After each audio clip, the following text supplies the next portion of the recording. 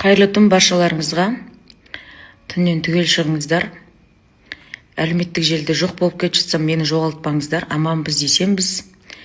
Тіріміз, саумыз, жүрміз. Осы 2-3 күннен бері бір мазам болмай жүр.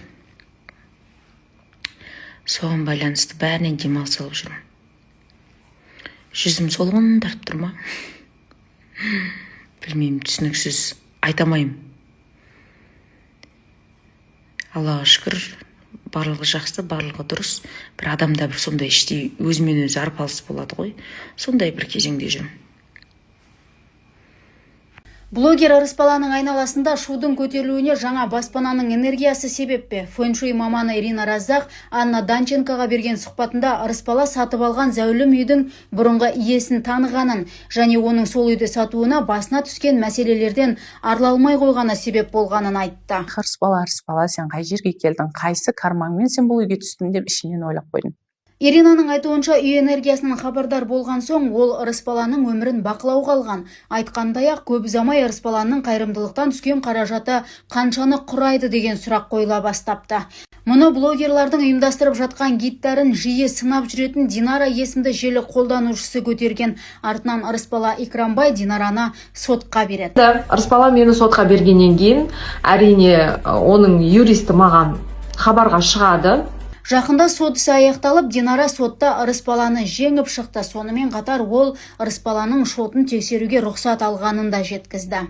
Сол выписканы біз қолымызға алдық. Әзірге кейбір дерек көздерінде оның шотында 9 миллиардқа жуық қаражат болған деседі. Каспий есеп Қалаулым шотында бағдарламасы арқылы елге танылып, артынша түрлі қайырымдылықшыларды өткізіп, сбор ашқан болса, үйсіздерге баспана сыйлап бір айда кемінде блогер 200 миллионнан жиналып отырса, ол кезде 9 миллиард 600 миллион теңгедей деп есептелінді. Бірақ Арыспала Икрамбай бір ғана Каспий шотқа жинамаған сборда, ол да Народный банкте болды. Осыдан кейін халық пікірі екіге бөлінді. Бірі Арыспаланың мұндай іске барғанына сенбейтін айтса, енді бірі оған қолдау білдірген. Ал Арыспала Динараға адвокаттары арқылы ешқандай өкпе ренішінің жоқтығын жеткізіпті.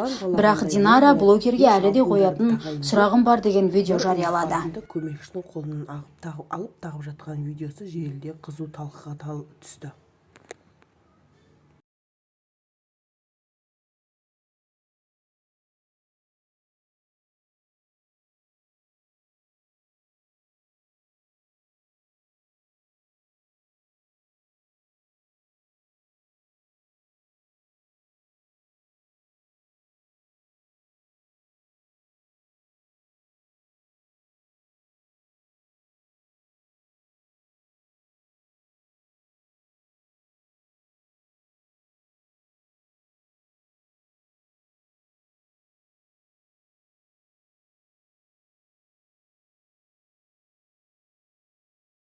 Тұрсың болды.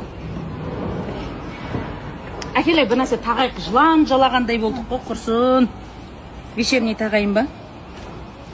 Қызықпағаннан кейін, осы екен ғой, қатын болып бұндай нәрсеге қызықпағаннан кейін, әр жерде қалады екен естіп.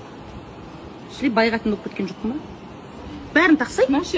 Кіндігім тес болғанда тақ.